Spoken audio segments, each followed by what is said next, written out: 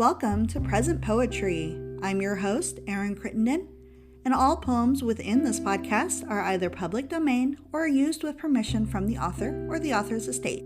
It's a fun time for poetry lovers of all ages, so sit back, relax, and get ready to hear some poems of the past and the present. This week's featured poet is Robert Burns. Robert Burns was born on January 25th, 1759, in Alloway, Ayrshire, Scotland. He was the eldest of 7 children, born to William Burns and Agnes Braun, both tenant farmers. When he was 7, his father moved them to a farm near Mount Oliphant, where they began a life of hardship and poverty. That resulted in Burns having little schooling, save what his father and a few tutors could teach him.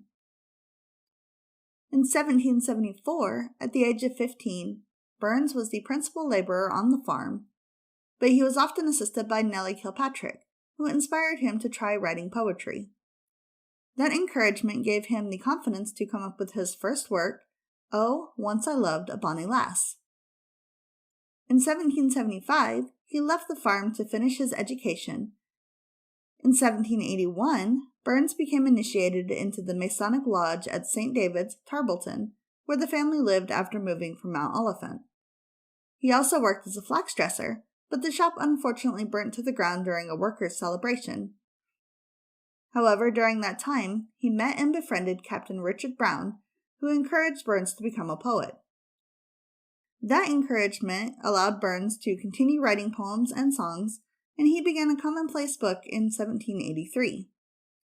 From there, he grew rapidly as a poet and published his first collection, titled Poems, Chiefly in the Scottish Dialect, in 1786 to immediate success.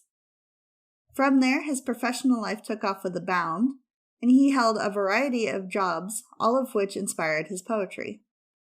His personal life also saw many romantic entanglements, including one to Elizabeth Peyton, his mother's servant, Jean Armour, who would become his wife, and Mary Campbell. At the time of his death, Robert Burns had around 10 children, 7 of which survived infancy. Unfortunately, he died on July 21st, 1796, from a previously unknown heart condition, and is currently buried in the Burns Mausoleum at the St. Michael's Churchyard in Dumfries, where he made his home. However, despite being only 37 at the time of his death, Burns is known throughout the world as the national poet of Scotland, the founder of Romanticism, and a rebel against orthodox religion and morality. He led a very active and interesting life, and I highly recommend clicking the links in the show notes to learn about this amazing author and poet from our past.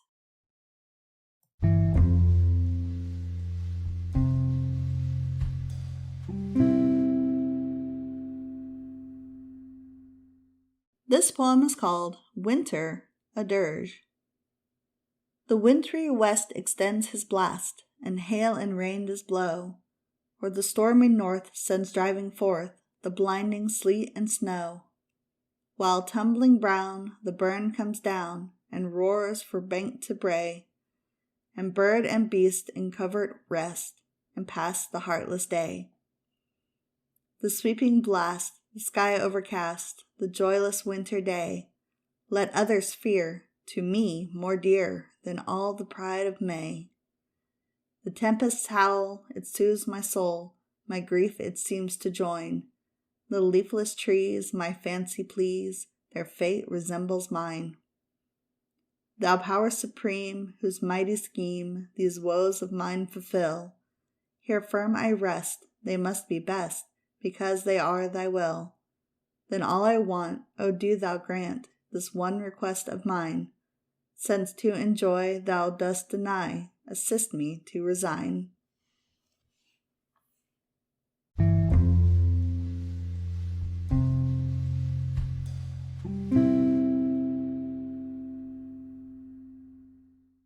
This poem is called The Bookworms. Through and through the inspired leaves, ye maggots make your windings, but oh respect his lordship's taste, and spare his golden bindings.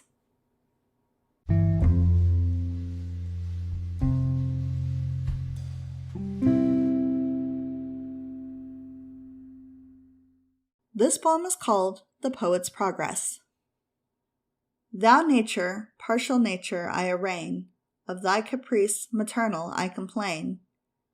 The people fold thy kindly care have found, the horned bull tremendous spurns the ground. The lordly lion has enough and more, the forest trembles at his very roar. Thou givest the ass's hide, the snail his shell, the puny wasp, victorious, guards his cell. Thy minions, kings defend, control, devour, in all thy omnipotence of rule and power. Foxes and statesmen, subtle wiles ensure, the cit and polecat stink and are secure. Toads with their poison, doctors with their drug, the priest and hedgehog in their robes are snug. Even silly women have defensive arts, their eyes, their tongues, and nameless other parts. But O thou cruel stepmother and hard, to thy poor fenceless naked child, the bard, a thing unteachable in worldly skill, and half an idiot too, more helpless still. No heels to bear him from the opining dun, no claws to dig, his hated sight to shun, no horns, but those by luckless Hymen wore, and those, alas, not Amalthea's horn. No nerves olfactory true to Mammon's foot, or grunting grub sagacious evil's root. The silly sheep that wanders wild astray is not more friendless, is not more a prey.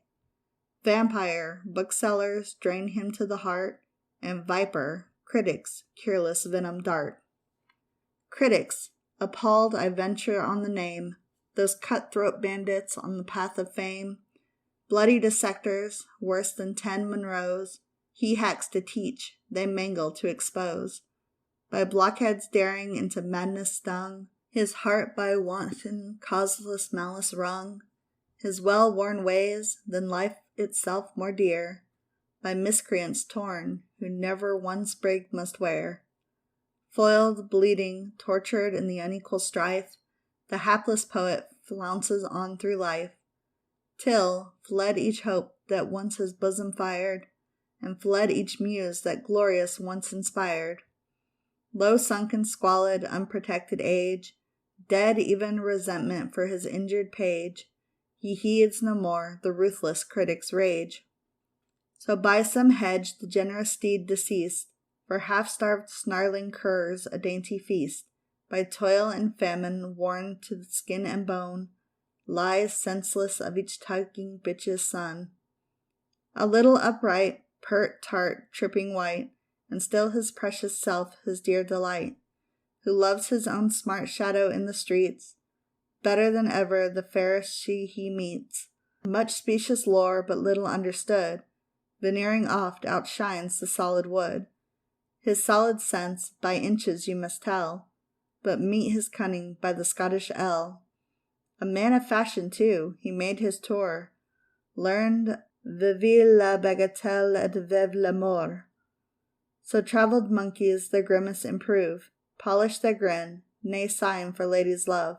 His meddling vanity, a busy friend, still making work, his selfish craft must mend.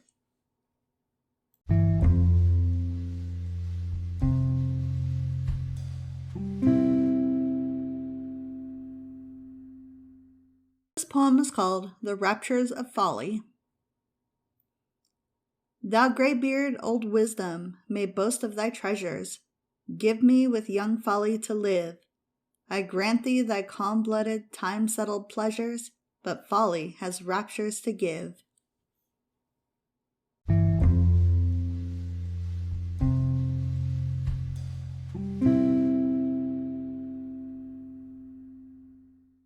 This poem is called To a Mouse on Turning Up in Her Nest with the Plough.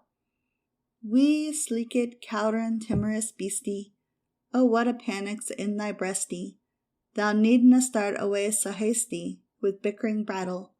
I would be laith to run and chase thee, with murdering paddle.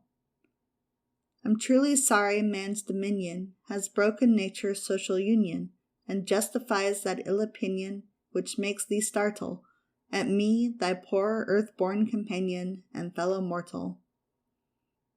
I doubt na whiles but thou may thieve. What then? Poor beastie, thou main live. A Damien icker and a thrave 's a small request. I'll get a blessin' with the lave, and never missed. Thy wee bit housie, too, in ruin. It's silly was the winds are strewin', and nothing now to big a new un.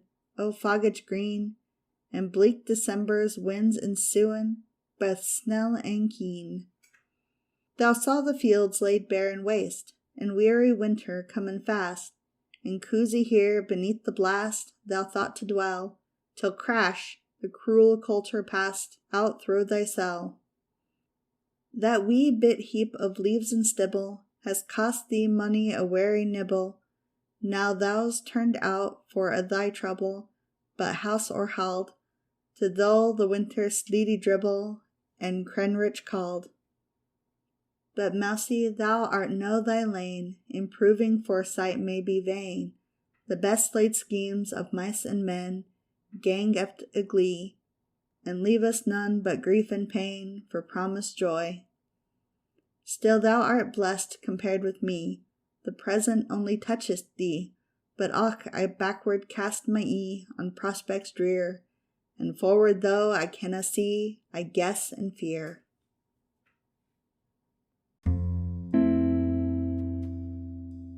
Thank you for listening to this episode of Present Poetry. If you enjoyed it, please leave us a review, share us on social media, or subscribe so you never miss an episode. If you would like to learn more about the featured poet, or you would like your work featured on the podcast, please check out the links in the show notes. Thank you again for listening, and I hope you all have a wonderful day. Bye-bye.